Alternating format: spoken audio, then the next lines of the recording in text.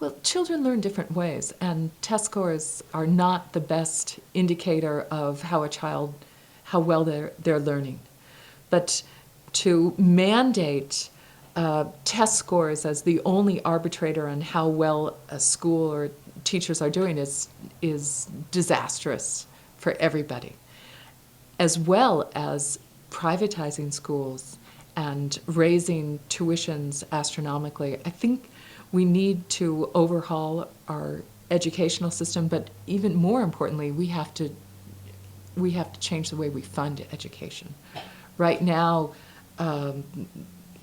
it's such a tremendous burden. I have 3 sons. One of them graduated from college, and 2 of them are in college right now.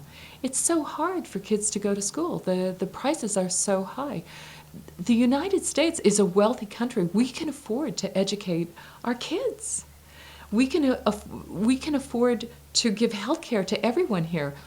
What we can't afford is to give all the money to a few giant corporations who are making out like bandits at the expense of the kids and the health of the vast majority. And in other countries, they can meet the needs for education and healthcare. We could do it here in the United States if we had the political will. And right now, there are some. You look at the distribution of wealth in this country, it's not a bell-shaped curve where you have a few poor and you have a few rich and everybody is basically middle class.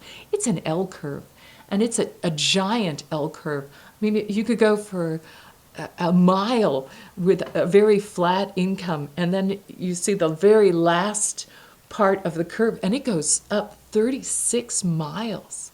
That's how inequitable and unjust the distribution of income is in this country. It's absolutely obscene. So it's an allocation problem. It's a distribution problem, and it's something that government should regulate. Unless we want to have a new Gilded Age, unless we want new emperors, and everyone else to be serfs or subservient, we absolutely have to restructure our economy, or it's going to be devastating to all of us. If you look at any study on the inequities in distribution of income, it has terrible repercussions on the health and well-being of all the members of society when there are these great disparities.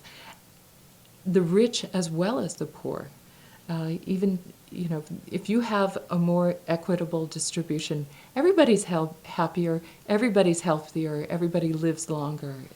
So this is one of the things that I would try to do if I was in Congress, is just make the system honest, fair, just, accountable, transparent, and not allow.